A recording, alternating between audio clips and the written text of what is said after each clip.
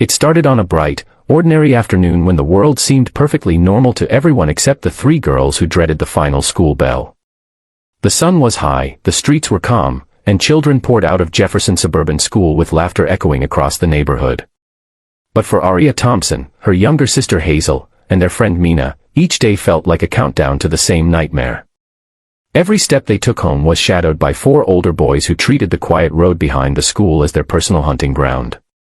And today, as the girls walked with their backpacks slung tight and their eyes fixed straight ahead, they felt the familiar tightening in their chests, the feeling that trouble was already waiting for them. Before the story continues, if you believe in kindness, justice, and second chances, please don't forget to like, comment, share, and subscribe to Kindness Corner. Your support helps stories like this reach more hearts. Aria had always been the responsible one, 16 years old, calm, steady, and fiercely protective of her sister. Hazel, 14, was gentle and soft-spoken. Mina, also 16, was the quiet thinker who kept emotions hidden behind her glasses. For weeks, the girls had endured constant harassment from four boys who lingered near the crossing, mocking their clothes, snatching their bags, and sometimes cornering them just to see fear in their eyes. Their names, Brett, Ryan, Mason, and Cole, were whispered by younger students as if they were some kind of threat that everyone simply accepted. What made it worse was that adults in the area rarely intervened. They watched from windows, shook their heads, or muttered that boys would be boys. The girls had spoken to teachers, but the harassment kept happening after school, outside the property line, where no one wanted to take responsibility. Day after day, the bullying chipped away at their confidence.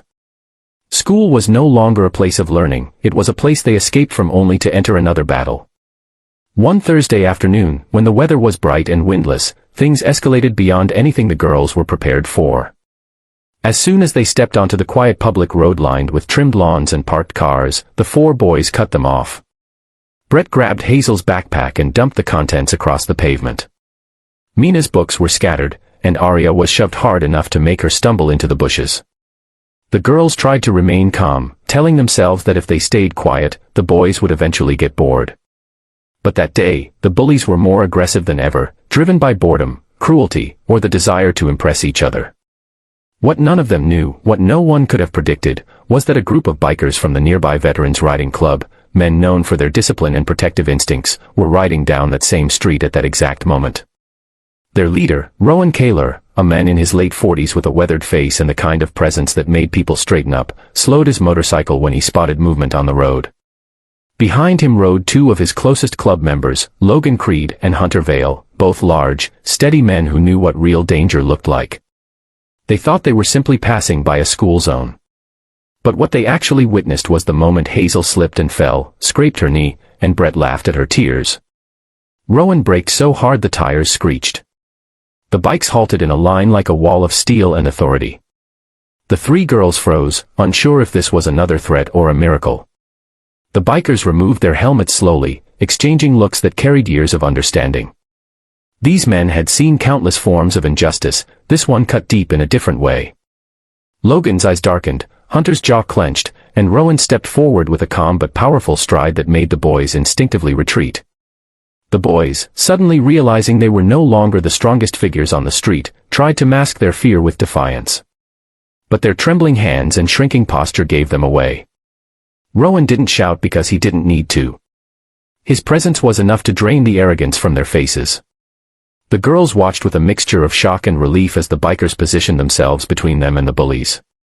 The daytime air felt clearer, the sunlight steadier, as if the world itself had paused to witness what was about to unfold. Rowan motioned for the boys to kneel, not out of cruelty, but to force them to confront the weight of their actions. The boys looked around helplessly, but the street was filled with silent onlookers, neighbors, parents, and people who had always stayed quiet. Now, with the bikers there, they didn't look away. They didn't shrug. They didn't walk back inside. For the first time, the community held the bullies accountable. Aria stood behind the bikers, her heart still pounding but feeling a strange, steady strength growing inside her. Hazel wiped her tears, and Mina clutched her bag tightly, realizing that kindness sometimes appears in the form of steel, leather, and courage. No violence was needed. No punches were thrown.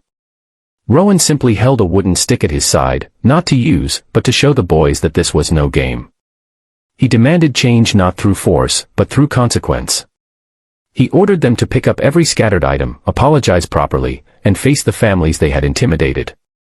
As the boys obeyed, humiliation etched on their faces, the three girls felt the first real breath of safety in weeks.